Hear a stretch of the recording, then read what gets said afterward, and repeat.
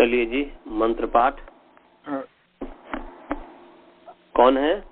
आचार्य जी, मैं जय गौदानी। नमस्ते जी, नमस्ते। चलिए मंत्र पाठ। ओम सहनावतु सहनौ भुनक्तु सह वीर्यं करवावहै तेजस्विनावधीतमस्तु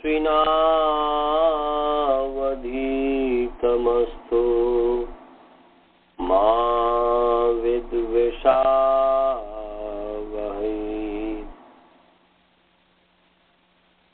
ओम शांतिः शांतिः शांतिः। येन धौता गिरः पुंसां विमलैः शब्दवारिभिः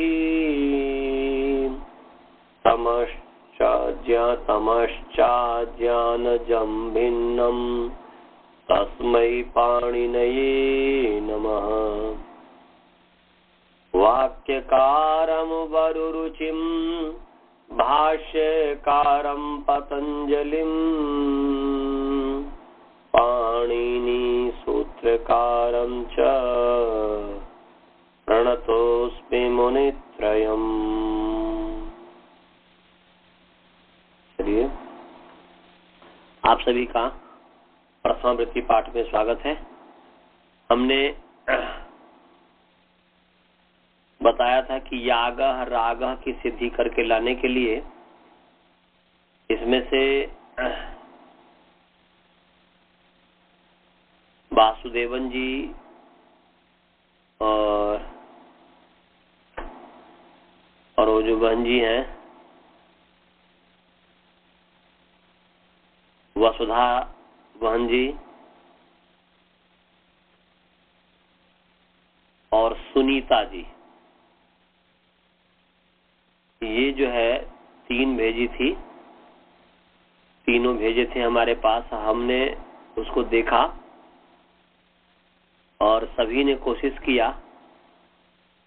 उस फॉन्ट की कमी भी है जिसके कारण पता नहीं, जिस तरह सुनीता बहन जी वैसे बहुत ही अच्छी तरीके से उन्होंने लिखी थी, बहुत सुंदर लिखी थी, परंतु फॉन्ट के कारण वो स्पष्टता नहीं था। परंतु मैं समझ गया था कि वो ठीक लिखी है। ऐसे वासुदेवन जी हैं, वसुधा बहन जी भी हैं। तो इसमें परंतु वसुधा बहन जी और वासुदेवन जी जो सिद्धि भेजे, इनका बहुत ही अच्छा प्रयास है और इसमें थोड़ा और जो है प्रयास करना है। तो आप सभी को बहुत बहुत धन्यवाद कि आपने जो है ऐसा ये किया। अब जो है मैं इसको जिस भावना से मैं बोला था, इसमें ये नहीं बोला था कि ऐसा लिख दिए कि जो है क्या बोल रहे हैं कि तस्य लोप, इससे इत संज्ञा हो गई, मैंने इससे लोप हो गया, उपदेश से इत संज्ञा हो गई, ऐसा अपने तरफ बस केवल सूत्र लिखना है, उसका और कुछ नहीं लिखना है। मैंने ये बोला था और आगे जब भी होगा तो ऐसे ही कीजिएगा जैसे कि मैं आपको बता दे रहा हूं, क्योंकि भाग याग और राग दोनों का हम जो है ये कर रहे हैं। तो राग में एक विशेष है, वासुदेवन भाई जी आपने जो है राग की सिद्धि में जो यों का जो आपने लोप किया है वो अनिदिताम हल उदयकंगति से लोप किया है, परंतु घई च भाव कर्णयों से होना चाहिए जहां तक मुझे याद है। तो इस पर जब हम राग की सिद्धि करेंगे तो फिर हम आपको बताएंगे कि यहाँ पर यही लगेगा। तो आइए हम याग की यज देव पूजा संगतिकरण दानेशु, देव पूजा संगतिकरण दान अर्थों में यह धातु का प्रयोग है। ये भ्वादिगण की धातु है, अनुदात्त है अर्थात अनित है, और स्वरित है अर्थात उभयपदी है। ये हो गया था। अब इसके आगे जो मैं बोलूंगा, इससे धातु संज्ञा हुई, इससे ये हुआ, ये सब मैं नहीं बोलूंगा। आप लोग लिखना चाहें तो इसी क्रम से लिखेंगे, या सुनेंगे तो सुनना चाहें तो सुनेंगे। गुरुकुल वाले भी इसी क्रम से लिखेंगे जैसा मैं बोल रहा हूं। यज उपदेशे जनुनासिक इत मुखनासिका वचनोनुनासिकः प्रतिज्ञानुनासिक्याः पाणिनीयाः तस्य लोपः अदर्शनम लोपः। यज भूवादयो धातवः धातोः भावे घै। यज प्लस घै। हलन्त्यम लशक्वत्तद्धिते तस्य लोपः अदर्शनम लोपः। यज प्लस अ यस्मात् प्रत्यय विधि तदादि प्रत्ययंगम अंगस्य अत उपधायाः अलोन्त्यात् पूर्व उपधा वृद्धिरादैच स्थानेन्तरतमः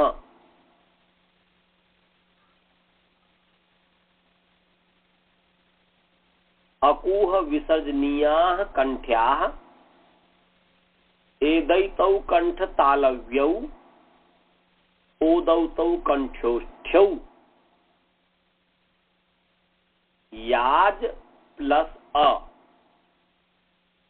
यस्मात् प्रत्यय विधि सदादि प्रत्यंगम अंगस्य चजोः को घृण्यतोः हानिन्तरतमः इचूयशास्तालव्याः अकूह विसर्जनीयाः कंठ्याः वर्गाणां तृतीय चतुर्था अंतस्था हकारानुस्वारौ यमौ च तृतीय चतुर्थौ नासिक्याश्च संवृत कंठा नादानुप्रदाना घोषवन्तश्च।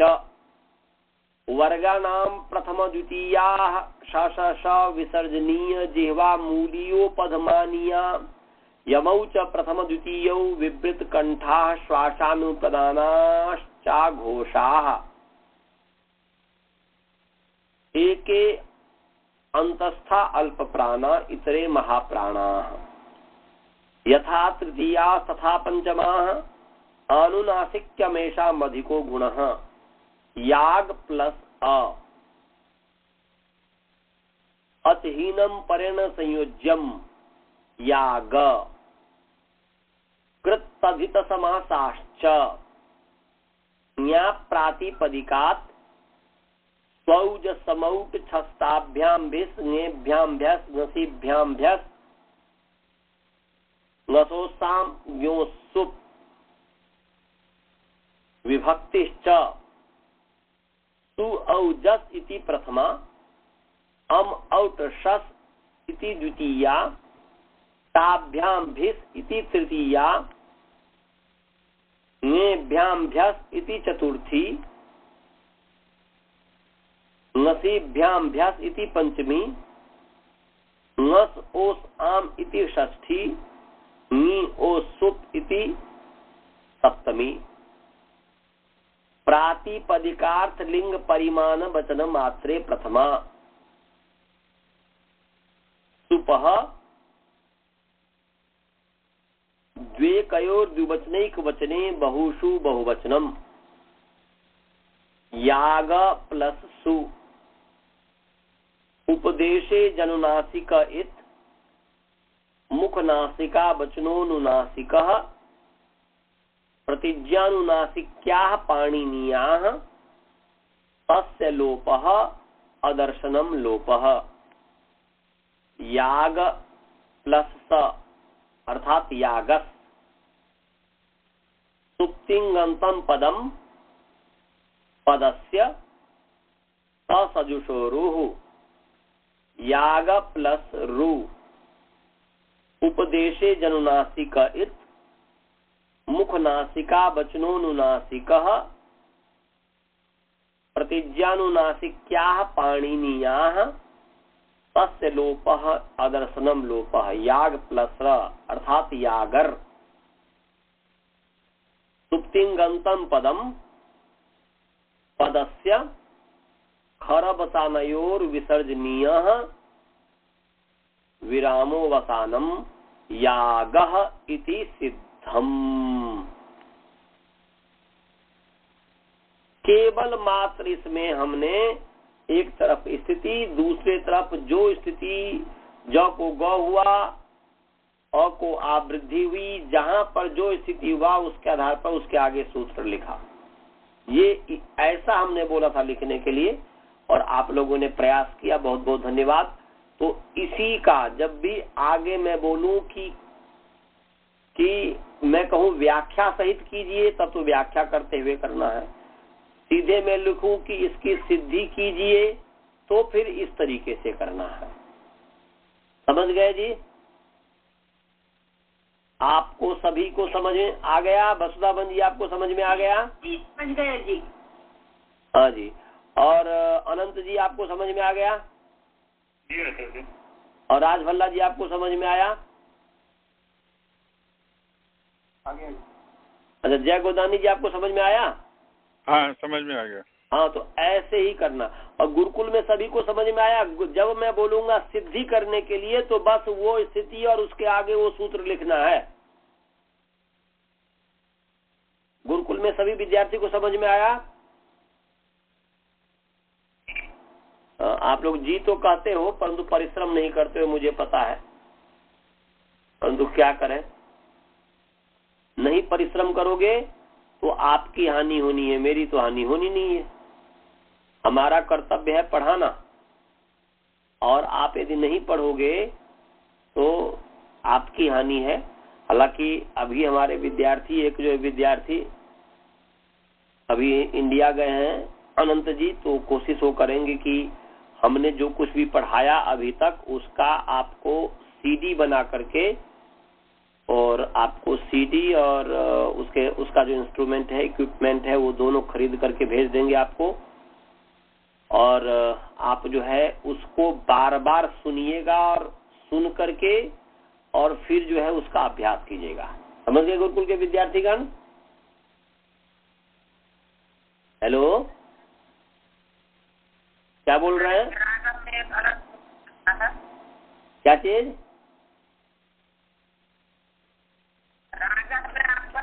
एक अलग लगता है। हाँ वो बस, हाँ रागा में लगता है वो बता। अब रागा की सिद्धि करेंगे तो रागा की सिद्धि तो हम जो है व्याख्या जैसे करते उसकी तरह मैं बताऊंगा। रागा में कोई कुछ अंतर नहीं है, केवल एक जो है घई च भाव करणयोः लगा है। क्या है जी? हाँ, वो घई च भाव करणयोः सूत्र आप लोग निकाल लीजिए। घई च भाव करणयोः सूत्र निकालिए जी। कहाँ का सूत्र है? घई च भाव करणयोः सूत्र निकालिए।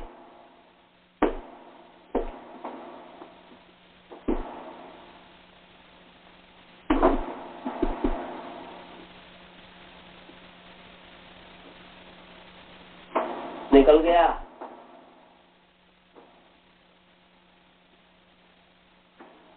रंज धातु है, रंज रागे। क्या धातु है जी?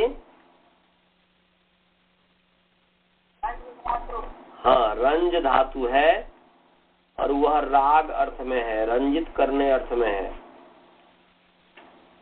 तो आपके पास धातु पाठ होगा तो धातु पाठ में भी देख सकते हैं। ये भ्वादिगण और दिवादिगण की धातु है, तो हमें तो भ्वादिगण से अभी चल रहे हैं, तो भ्वादिगण को ही देखना है। ये भ्वादिगण की धातु है रंज रागे, और ये जो है स्वरितेत है, धातु जो है स्वरितेत है और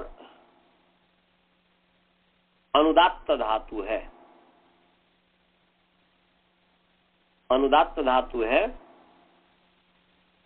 इसमें लिखा है धातु पाठ में कि डूपचस पाके शच समवाये भज सेवायाम रंज रागे शप आक्रोशे त्विषद दीप्तौ यजदे पूजा संगति कर्म दानेषु डूप वीर संताने छेदने च वह प्रापने इति पचादयो अनुदात्ताः स्वरितेतः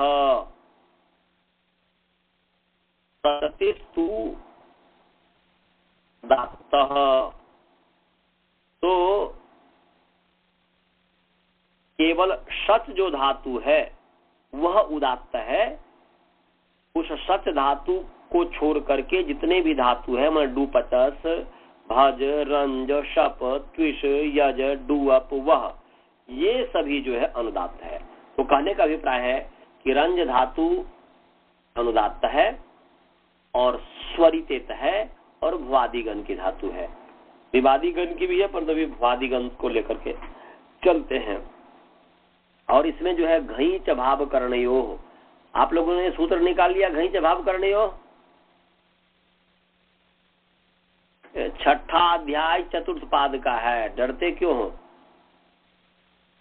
छठा अध्याय चतुर्थ पाद का सूत्र है। कहाँ का सूत्र है जी?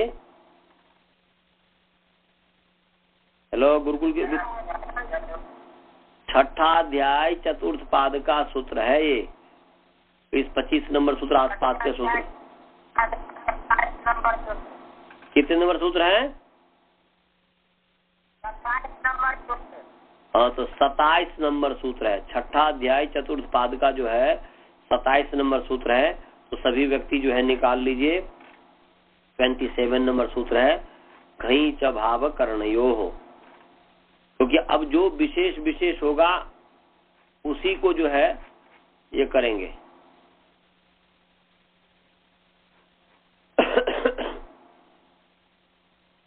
उसी की हम व्याख्या करेंगे और की व्याख्या नहीं करेंगे। तो घई च भाव करणयो हो, तो घई जो है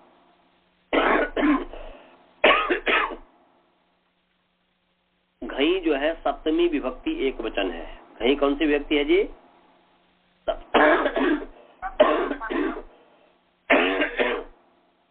सप्तमी विभक्ति। यहाँ कारांत जो है प्रत्यय है, इसलिए यहाँ कारांत पुंलिंग।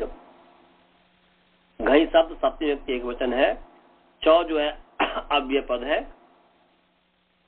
भाव करणयो हो, ये भी जो है अकारांत नपुंसकलिंग भाव करण शब्द सप्तमी विभक्ति द्विवचन है। यहाँ पर समास है भाव और करण में। भावश्च करणम च इति भाव करणे, भावश्च करणम च इति भाव करणे, तयो भाव करणयोः। समझ रहे हो जी विद्यार्थी? भावश्च करणम च, भावश्च करणम च इति भाव करणे, तयोः भाव करणयोः। ये इतरेतर योग द्वंद्व समास है। ये इतरेतर योग द्वंद्व समास है। भावश्च करणम च इति भाव करणे, तयोः भाव करणयोः। ये इतरेतर योग द्वंद्व समास है। भावश्च करणम च, करण शब्द नपुंसक लिंग है, लिट प्रत्यांत है द्वि धातु से। तो भावश्च करणम च इति भाव करणे, तयो भाव करणयोः। ये इतरेतर योग द्वंद्व हो गया। लिख लिया अजय? गुरुकुल के विद्यार्थी लिख लिए? अजय कितना बार हमने बोल दिया भावश्च करणम च, नपुंसक जैसे हसनम, गमनम, तो गमनम, हसनम इत्यादि जो है लिट प्रत्यांत नपुंसकलिंग है, इसलिए कर्ण भी लिट प्रत्यांत है, कर्णम। तो भावश्च कर्णम च इति भाव कर्णे, जलम जले जलानी, तो जले, कर्णम कर्णे कर्णानी, तो भावश्च कर्णम च, भाव और कर्ण दो, इसलिए भाव कर्णे हो गया। कौन सी बहुत बड़ी बात है? भावश्च कर्णम च इति भाव कर्णे तयो भाव कर्णयो, ये इतरेतर योग द्वंद्व हो गया। समझ में आ गया? लिख लिया? हाँ जी। इसके घई च भाव करणियों के ऊपर कौन सा सूत्र है?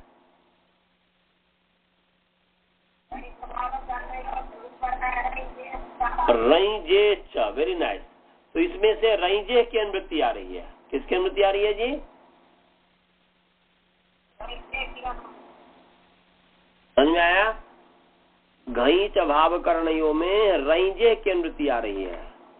और इसके ऊपर एक सूत्र है, माने 24 नंबर सूत्र देखो, अनिदिताम हाल उपधाया किंगति, क्या है जी?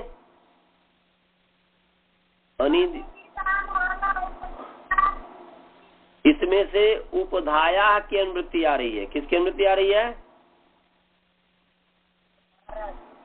उपधाया की अनुवृत्ति आ रही है। समझ में आया? घई च भाव करणयो में अनिदिताम हल उपधाया किंगति से उपधाया की अनुवृत्ति आ रही है। और उसके ऊपर क्या सूत्र है? अनिदिताम हल उपधाया किंगति के ऊपर स्नान लोपः है ना जी? इसके ऊपर सूत्र है स्नान लोपा है कि नहीं सूत्र? इससे न लोपा की अनुवृत्ति आ रही है। समझे? न लोपा की अनुवृत्ति आ रही है। क्यों आती है इसकी व्याख्या हमने कर दिया हुआ है। अब आप लोगों का, सभी विद्यार्थियों का कर्तव्य है, स्काइप वाले का भी और फोन वाले का भी, कि इस पर आप विचार करें कि क्यों आया। तो वही विशेष विशेषण विधेय इत्यादि यही है, इससे बड़ा और कोई चीज नहीं है। तो आप इस पर विचार करेंगे कौन विशेषण है कौन विशेष है। बस हमने केवल आपको बता दिया इसकी अनुवृत्ति आती है। फिर मैं बोल रहा हूं कि स्नान लोपा जो सूत्र है, इससे न लोपा की अनुवृत्ति आ रही है। अनिदिताम हल उपधाया कंगति से उपधाया की अनुवृत्ति आ रही है। रईजेश से रईजेह की अनुवृत्ति आ रही है। और अंगस्य का तो अधिकार है ही, अंगस्य का अधिकार है ही। तो क्या अर्थ हो गया जी? अब घई सप्तमी है, भाव कर्णयो भी सप्तमी है। तो बोल रहे हैं कि भाव और करण अर्थ में, भाव कर्णयो का क्या अर्थ हो गया जी? भाव कर्णयो सप्तमी व्यक्ति है। भाव और करण अर्थ में माने घई, घई जो है, घई का विशेषण है भाव कर्णयो। क्या बताया जी? घई का विशेषण है भाव कर्णयो। तो घई कैसा होना चाहिए? या तो भाव अर्थ में होगा या करण अर्थ में होगा। तो बोल रहे हैं कि भाव और करण अर्थ में जो घई प्रत्यय है, उस भाव और करण अर्थ वाले घई प्रत्यय के परे रहते रंजे, रंज धातु के उपधा। अब यहाँ पर रंजे है जो है षष्ठी है, और षष्ठी होने के कारण यहाँ पर कौन सी षष्ठी होगा? षष्ठी तो संबंध। तो कौन सा षष्ठी होगा? तो रंज है उसका उपधा। तो उपधा क्या है? अलोन्त्यात पूर्व उपधा, अंतिम अल से पूर्व। तो रंज जकार से पूर्व में हो गया न। तो इसका मतलब है कि रंज का अवयव है न। तो रंजे में जो षष्ठी है उसमें अवयव अवयवी भाव षष्ठी है, संबंध है। तो अर्थ हो गया रंज धातु के अवयव, मान रंज अंग, रंज जो अंग है स्वरूप संबंध है, रंज का अंग के साथ स्वरूप संबंध है। तो रंज जो अंग है उस रंज अंग के अवयव, अंगस के अंदर जो षष्ठी है उसमें अवयव विभाव कर दीजिए, और रंजे में जो षष्ठी है उस रंजे है और वो अंगस से, इन दोनों में रंजे विशेषण हो गया और अंगस विशेष हो गया। तो रंज रूप जो अंग माने स्वरूप संबंध हो गया।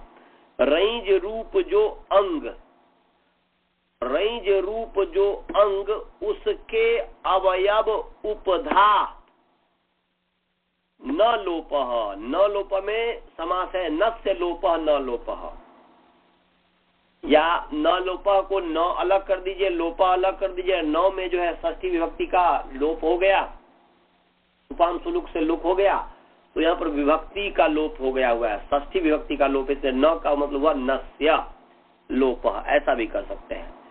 तो नकार का लोप होता है, ये अर्थ हो गया। माने रंज रूप अंग के अवयव उपधा नकार के स्थान में लोप आदेश होता है। कब? घई च भाव करणयो हो, माने भाव और करणवाची घई के परे रहते, च माने भी, च का मतलब भी। ऊपर रेंजे से तो कहा ही था कि रेंजे उपधाय नकार लोप होती शपी परतः, वो रेंजे से ऊपर का सूत्र का ये अर्थ है। और तो इसलिए यहाँ पर कह दिया च माने भी, माने केवल शप के परे रहते रेंजे के नकार का लोप नहीं होता, बल्कि भाव और करण अर्थ वाले जो घई है, अर्थात भाव को कहने वाला घई और करण को कहने वाला जो घई है वो परे हो, तो रंज के उपधा जो नकार है उसका भी लोप, माने उस माने करहते भी रंज के उपधा नकार का लोप होता है, ये अर्थ हो गया। माने अर्थ होगा कि भाव करण माने भाववाचिनी करणवाचिनी, ऐसा भी कर सकते हैं कि भाववाचिनी या भाव करणवाचिनी एक साथ कर दीजिए, एक वचन में भी कर सकते हैं क्योंकि घई है, इसलिए भाव करणवाचिनी घई प्रत्यय परतः, क्योंकि घई प्रत्यय इसलिए अपने आप अध्याहार हो गया कि भाववाचिनी करणवाचिनी च घई परतः, ऐसा भी कर सकते हैं क्योंकि भाव और करण दो है, इसलिए भाववाचिनी करणवाचिनी च घई परतः रंजे रंगस्य, रंजे अंगस्य माने रंजे रंगस्य अवयवस्य उपधायाः नकारस्य स्थाने लोपः आदेशः भवति, ये अर्थ हो गया। क्योंकि हमने आपको बताया है कि पहले सप्तमी आएगा अर्थ में। सबसे पहले अर्थ में क्या आएगा जी? सबसे पहले अर्थ में क्या आएगा? अर्थ कैसे करोगे? सप्तमी, उसके बाद पहले वैसे पंचमी होता है, पंचमी ना हो तो सप्तमी, सप्तमी के बाद षष्ठी, षष्ठी के बाद प्रथमा, उसके बाद भवती जोड़ दो। तो पहले हमने सप्तमी किया कि भाववाचिनी करणवाचिनी च घई परतः, क्या अर्थ कर दिया जी? भाववाचिनी करणवाचिनी च घई परतः रंजे रंगस्य अवयवस्य उपधायाः नकारस्य स्थाने लोपो भवति या लोपः आदेश भवति, लोपादेश भवति। लिख लिया जी? बालबोध जी लिखे, अजय रवन जी लिखे, सब भारत का प्रधानमंत्री पूर्व प्रधानमंत्री बन जाते हो। परेशान हो जाता हूं मैं फिर। क्या लिखा है बोलो? क्या लिख हाँ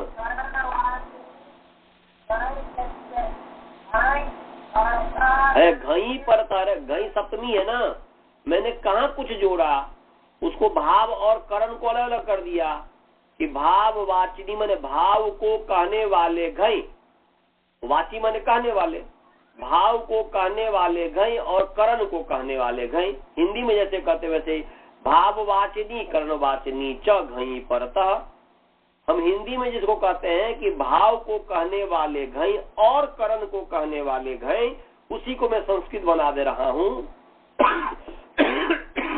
कि भाव इसी को मैं बना दे रहा हूं कि भाव वाचिनी कर्ण वाचिनी च घई परतः।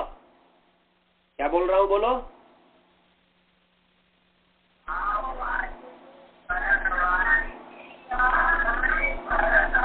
हाँ, रईजे रंगस्य माने रईजे अलग अलग करो तो रईजे अंगस्य, रईजे अंगस्य अवयवस्य उपधायाः नकारस्य स्थाने लोपो भवति या लोपः आदेशः भवति। समझ में आया कि नहीं? बहुत ही सरल कि भाई भाव अर्थ वाले, भाव को कहने वाले और करण को अर्थ करने को कहने वाले घई परे होगा तो रईज के रईज अंग के अवयव उपधाभूत जो नकार है, उपधाया में जो षष्ठी है वह नकार के साथ स्वरूप है और न में जो षष्ठी है वह स्थान षष्ठी है। सब विचार के करना, विचारना तो आपको पड़ेगा क्योंकि हमने पूरा अर्थ कैसे करना चाहिए हमने बता दिया हुआ है। तो हिंदी में अर्थ हुआ कि भाव और करण को कहने वाले घई प्रत्यय के परे रहते रंज रूप अंग के अवयव उपधा रूप नकार के स्थान में लोप आदेश होता है। ये अर्थ हुआ हिंदी में।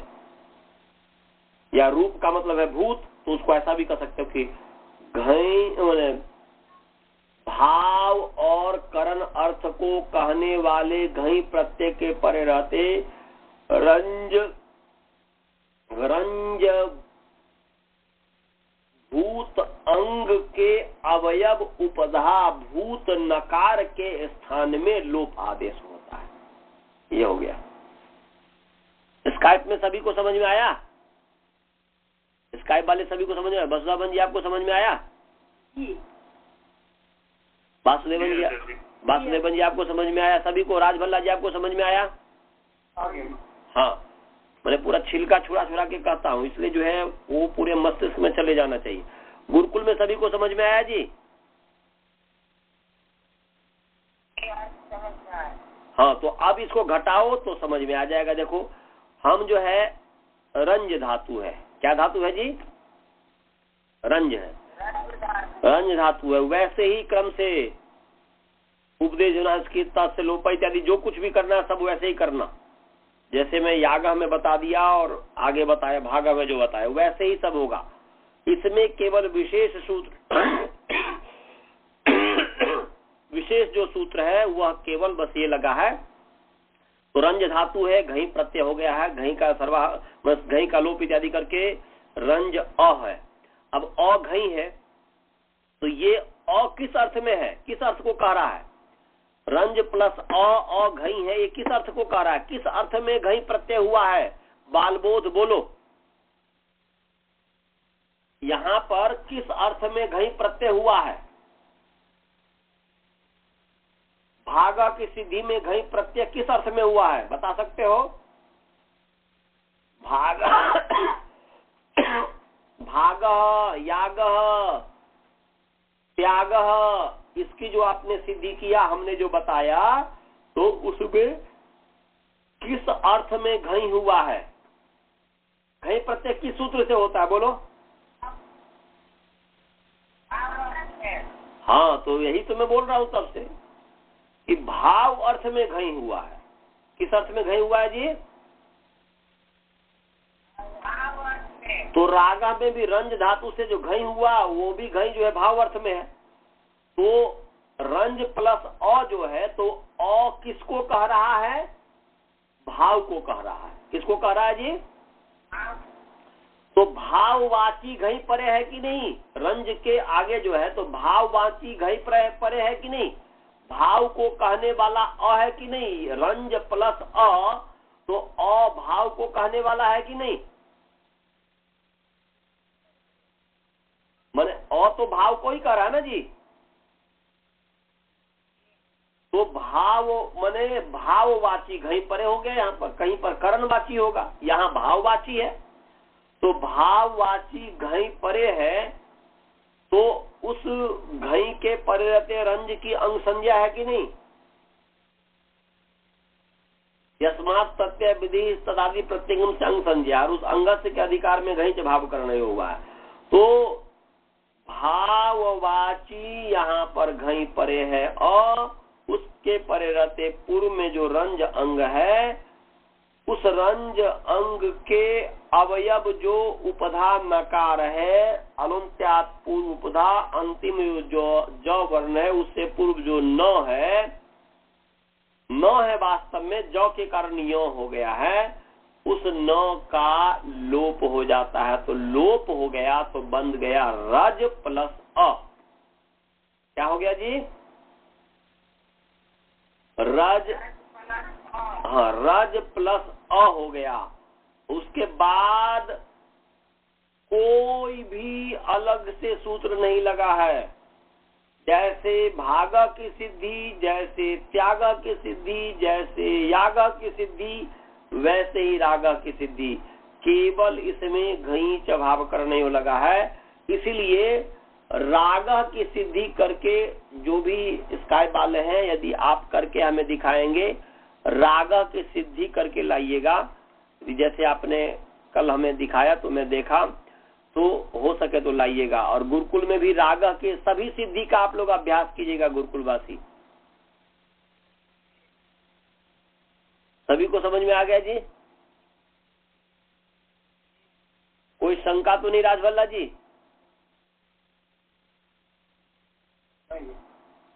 और अनंत जी आपको कोई शंका है? तो अनंत जी कोई शंका तो नहीं है? ऐसा भी नहीं है। चलिए अब आगे चलते हैं। हाँ जी, कट गए वो, कट गए? कटे तो नहीं है, अभी कट गए। अब आगे चलिए जी। आगे जो है इसके आगे है कौन सी सिद्धि है जी? भाग, त्याग, याग, राग। अब जो है आगे नायक। नायक है ना जी? नायक, नायक का अर्थ है ले जाने वाला। नायक का क्या अर्थ है? ले जाने वाला। और जय जी आपको समझ में आ गया कि नहीं?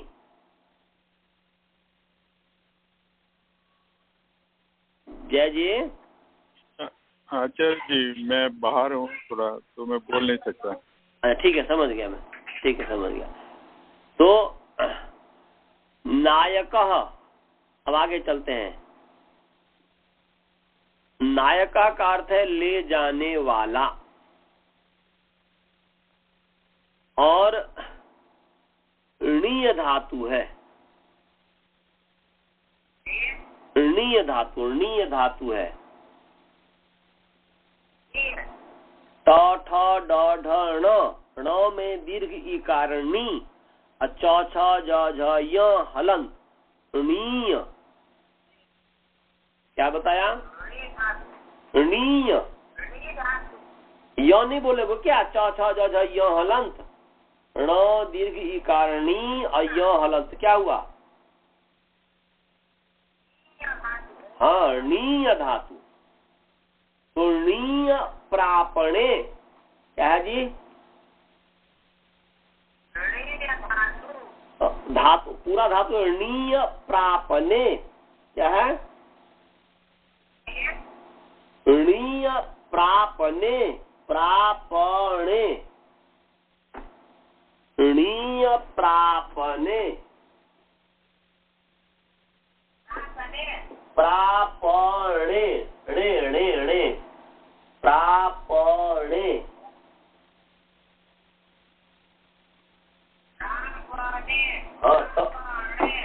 प्रापणे क्या हाँ णीय प्रापणे हाँ तो क्या अर्थ होगा जी? प्रापणे अर्थे णीय धातु भवति या प्रापणे अर्थे णीय धातोः प्रयोगः भवति। माने प्रापण अर्थ में णीय धातु का प्रयोग होता है, ये अर्थ हो गया। प्रापण अर्थ में णीय धातु का प्रयोग होता है। क्या अर्थ हुआ जी?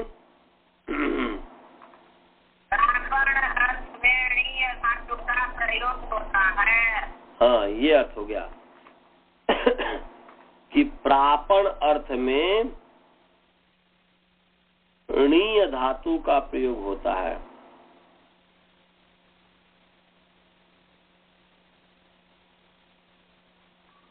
समझे? किस अर्थ में होता है? प्रापण अर्थ में। समझ में आया? प्रापण में पाने के अर्थ में। हाँ, प्राप्त होने अर्थ में।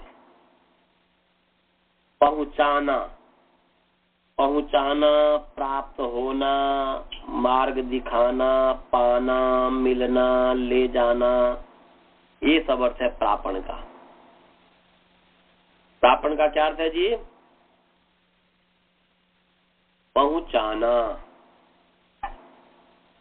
प्राप्त होना, मार्ग दिखाना। इसलिए कहते हैं O God lead us from untruth to truth. तो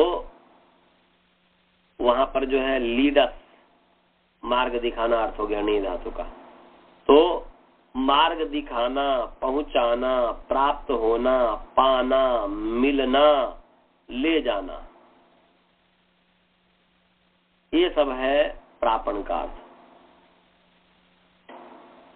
प्राप्त होना, मार्ग दिखाना, पहुंचाना, मिलना, पाना, ये सब जो है णीय धातु का अर्थ है।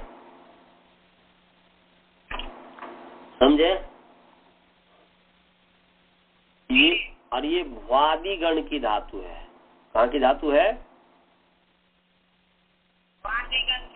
और धातु अनुदात्त है, बोले अनिट है, इसमें आगम नहीं होता है। तो अनिट धातु है, माने धातु अनुदात्त है अर्थात अनिट है। धातु अनुदात्त है, णीय धातु अनुदात्त है और ये उभयपदी है। उभय स्वरित नहीं है ये। कल भी जैसे बताया था मैं कि हरेक कोई आवश्यक नहीं है कि जो भी परस्मय पद हो वह उदात्त हो ही, ऐसे ही इसमें भी समझना है। क्योंकि यहाँ पर तो इस संज्ञा तो होती ही नहीं है अच की, जिसके कारण जो है हम स्वरित कहें, परंतु उभयपदी है। तो जैसे कल आपने समझा था कि कोई आवश्यक नहीं है कि हरेक माने हरेक स्वरित तो उभयपदी है, परंतु कोई आवश्यक नहीं कि उभयपदी जो है हरेक उभयपदी स्वरित हो ही। स्वरित उभयपदी है, उदात्त परस्मय पद है, अनुदात्त आत्मने पद है, परंतु कोई आवश्यक नहीं है कि आत्मने पद जो क्या बोलते हैं कि हरेक अनुदात्त तो आत्मने पद होगा, परंतु कोई आवश्यक नहीं कि हरेक आत्मने पद जो है वह अनुदात्त तो हो ही, तो आवश्यक नहीं है। इस चीज को समझना है तीनों में। तो णीय धातु उभय पदी है। क्या है जी?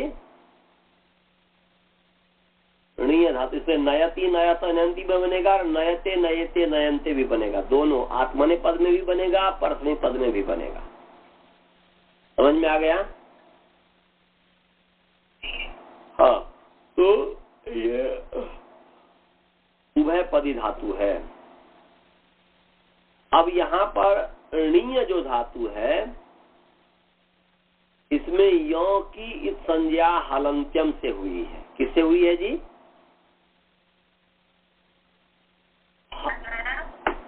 णीय जो है, णीय लिखो, णीय जो है इसमें यों की संज्ञा किससे होगी?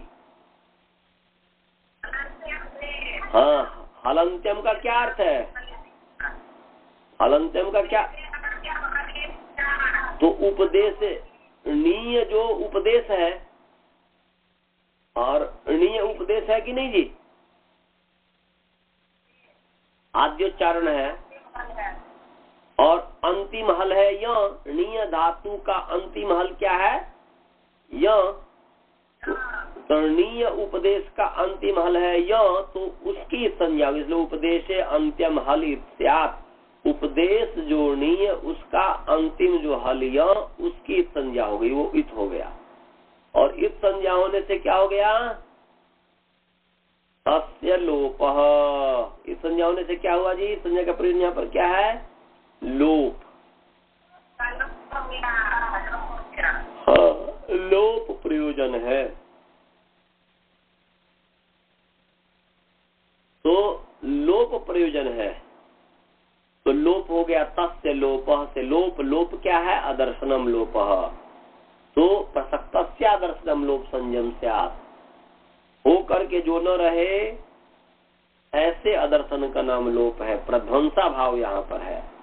तो यो चला गया तो हो गया णी। क्या हो गया जी? अब णी क्या हो गया? क्या रह गया? णी। अब णी की जो है धातु संज्ञा है भूवादयो धातवः से। नी की धातु संज्ञा किससे है जी? इसका क्या अर्थ है? भू प्रभृतयः वा सदृशाः शब्दाः धातवः भवन्ति। क्या इसका अर्थ है जी?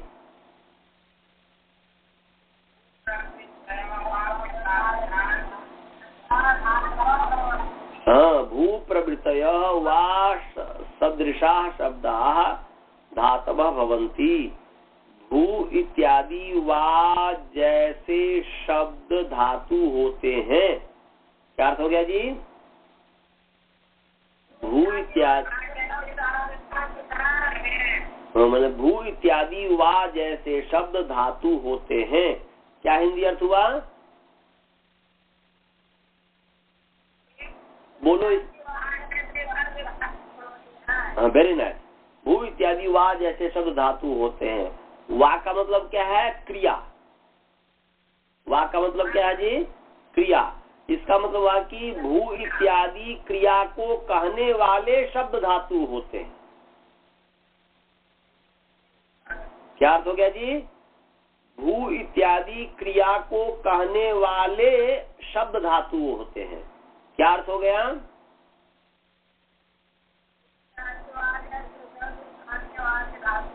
वाह जैसे, जैसे कहने, फिर क्यों कहने की आवश्यकता है जी? पहले तो हमने कहा कि भू इत्यादि वाह जैसे शब्द धातु होते हैं। वाह जैसे माने वाह का अर्थ है क्रिया, तो क्रिया वाले। तो भू इत्यादि क्रिया वाले शब्द धातु होते हैं। क्या अर्थ हो गया जी?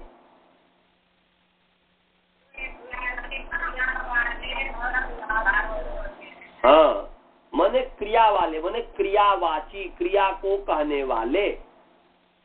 तो अब हम कह सकते हैं क्रिया को कहने वाले भू इत्यादि शब्द धातु होते हैं। अब उलट दो, विशेषण को पहले कर दो।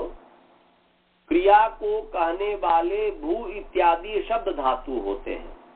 क्या हो गया जी?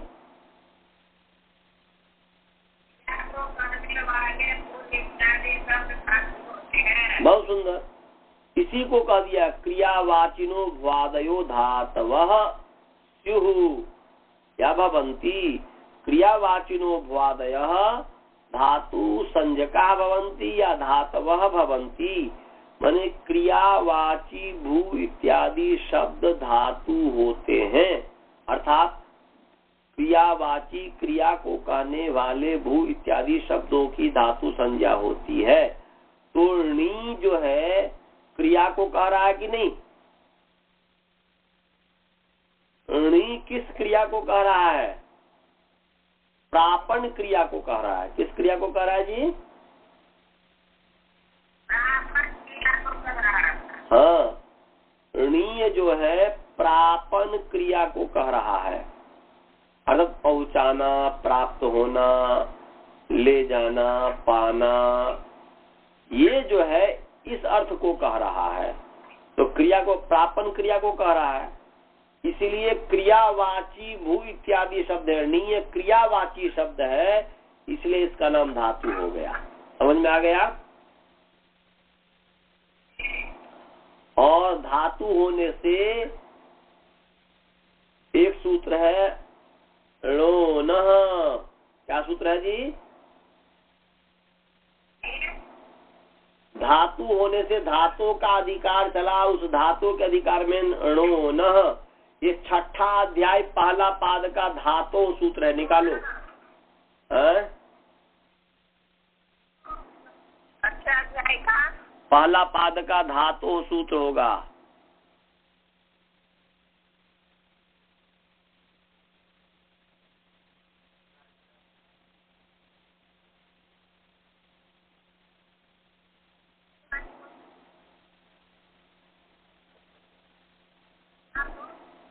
छठा अध्याय पहला पाद का धातु सूत्र कहीं है, देखो उसके आगे, उसके नीचे है णोनः।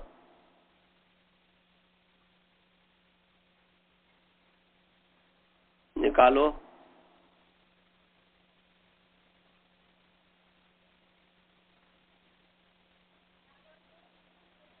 णोनः निकला।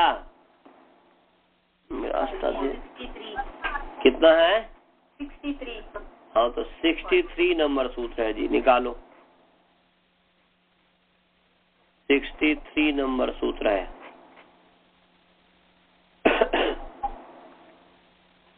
निकाल लिया गुरुकुल में अभी? णोनः, ठीक है, बहुत सुंदर। णोनः 63। इसके ऊपर है धात्वादेश। धातु नहीं, धातु का अधिकार उसमें नहीं है। धातु भी दो धातु है, एक वैसे एक तृतीय अध्याय का धातु या तो फिर द्वितीय पाद का होगा, स्वर प्रकरण का होगा। तो यहाँ पर धात्वा णोनः ये सूत्र है। क्या सूत्र है जी? णोनः। पदच्छेद करो। णः ये षष्ठी विभक्ति एक वचन है। ण हलंत का षष्ठी है णः। जैसे वाच का वाचः, ऐसे ण का णः, ये षष्ठी विभक्ति। णकारांत पुंलिंग ण शब्द षष्ठी विभक्ति एक वचन, और नः प्रथमा विभक्ति एक वचन है। अकारांत पुंलिंग न शब्द प्रथमा विभक्ति एक वचन। समझ में आया जी? पदच्छेद विभक्ति समझ में आ गया? हाँ जी। णोनः में णः नः, णः नः, णः षष्ठी व्यक्ति एक वचन है, न प्रथमा व्यक्ति एक वचन है, बस ये है। क्या बताए लिखा जी? णोनः में णः नः, णः षष्ठी विभक्ति एक वचन और नः प्रथमा विभक्ति एक वचन। समझ में आया? गुरुकुल में समझ में आया? हाँ, तो णः षष्ठी टबक जो ण है वो ण षष्ठी व्यक्ति एक वचन, और दंत जो न है न वो प्रथमा व्यक्ति एक वचन है। इसके ऊपर सूत्र है धात्वादेः शः सः। क्या है? धात्वादेः शः सः। इससे धात्वादेः की अनुवृत्ति आ रही है। किसकी अनुवृत्ति आ रही है जी? धात्वादेः। किसकी अनुवृत्ति आ रही है? धात्वादेः में समास है कि धातोः आदि ही धात्वादि ही। तस्य धात्वादेः, लिख लो। धात्वादेः का मतलब है धातोः आदि धात्वादिः, तस्य धात्वादेः, धातोः आदि धात्वादिः, तस्य धात्वादेः, धातोः आदि धात्वादिः, तस्य धात्वादेः, षष्ठी तत्पुरुष समास। धात्वादेः की अनुवृत्ति जो आ रही है, धातोः आदि धात्वादिः, तस्य धात्वादेः, लिख लिया।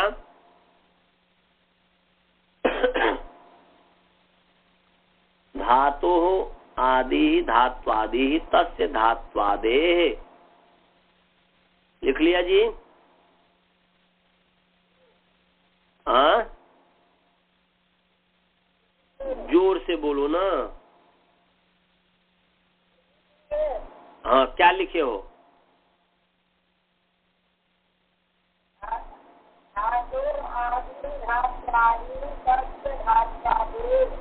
तो धातोः आदि विसर्ग, आदि पुंलिंग, धातोः आदि धात्वादिः, तस्य धात्वादेः, क्या है?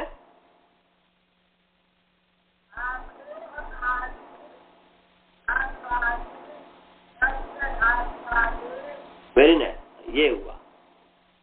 तो धातु आदि माने धातु का आदि अवयव। धात्वादि का मतलब क्या हो जी?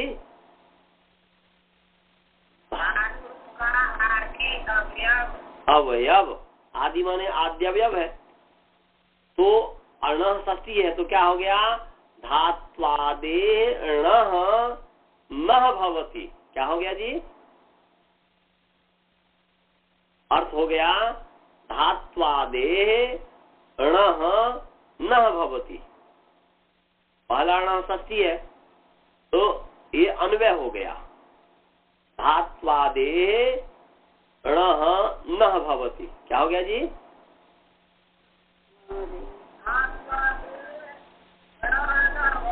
हाँ, ये अन्वय करके और क्रिया जोड़ दिया। अब इसी का है, णः को और स्पष्ट करना चाहो तो णः माने णकारस्य, तो देगा धात्वादेः णकारस्य। और षष्ठी है, इस षष्ठी का किसके साथ संबंध है? धातु के आदि अवयव नकार। तो धात्वादेः और णकार, आदे में जो षष्ठी है णकार, इसका जो है आदे में षष्ठी, उसका संबंध ण के साथ जो है वह स्वरूप है। तो धातु के आदि, आदेः आदि रूप जो नकार है या आद्यवयव जो नकार है, ये हो गया। और उसके बाद ण में षष्ठी है, उसका स्थान संबंध है, स्थान निरूपित संबंध है, इसलिए अर्थ हो गया धात्वादेः धात्वादेः णकारस्य स्थाने नकार आदेशः भवति। समझे?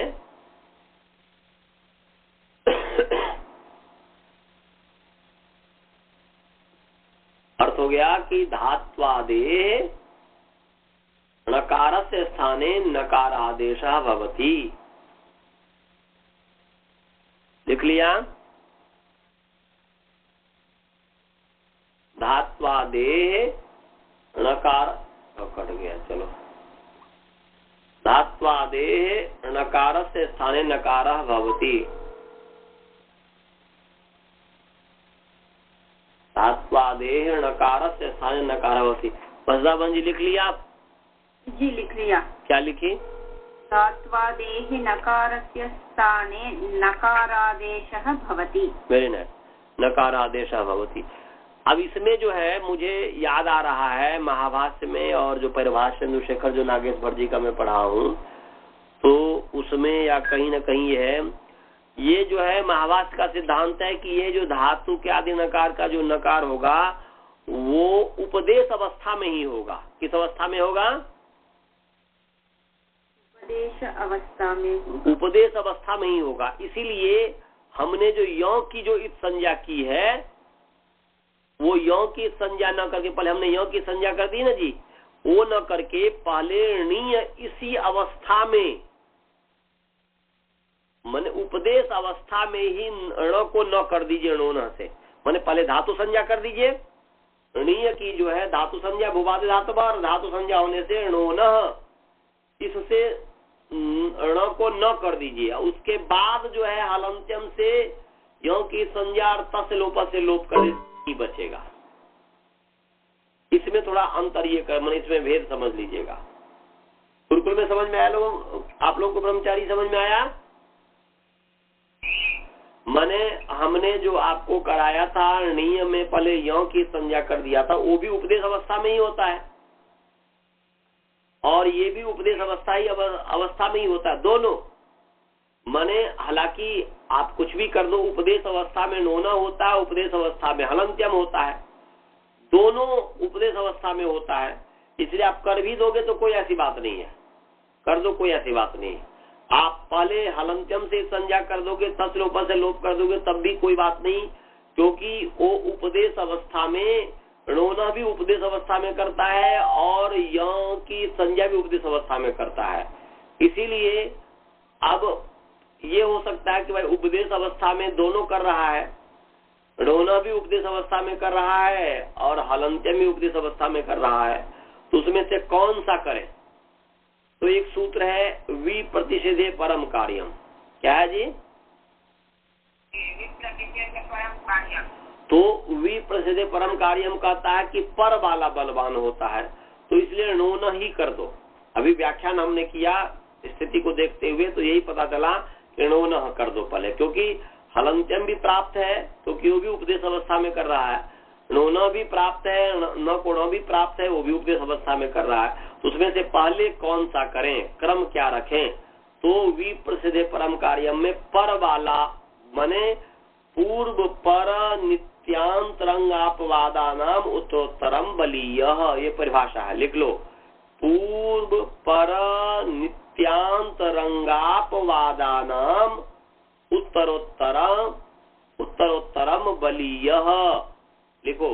पूर्व पर नित्यांतरंगापवादानाम, पूर्व पर नित्यांतरंगापवादानाम उत्तरोत्तरम बलीय। पूर्व पर नित्यांतरंगापवादानाम उत्तरोत्तरम बलीय।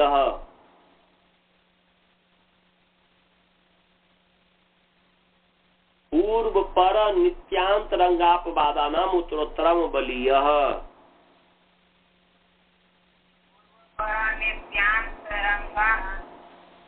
पूर्व पर नित्यांतरंगापवादानाम उत्तरोत्तरम बलीय।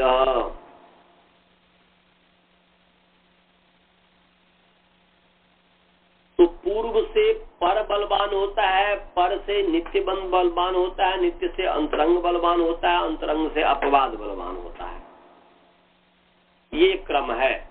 तो इसलिए पूर्व में है हलंत्यम, पर्व में है णोनः, इसलिए णोनः कर दीजिए।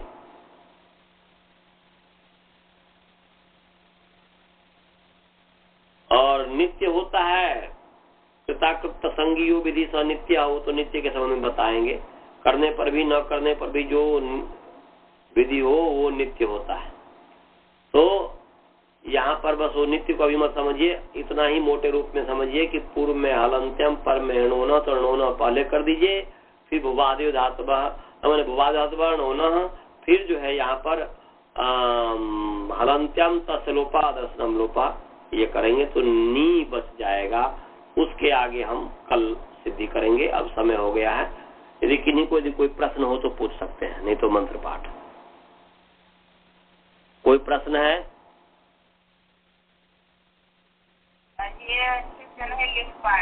क्या नहीं? पूर्व पर, देखो पूर्व पर नित्यांतरंगापवादानाम, नित्यांतरंगापवादानाम, नित्यांतरंगापवादानाम, पूर्व पर नित्यांतरंगापवादानाम, क्या लिखा? पूर्व नित्यांत रंगाप अंगा नित्यांत रंग माने अंतरंग नित्यांत रंगापवादा नाम अंग वाला है अंग नित्यांत रंगापवादा नाम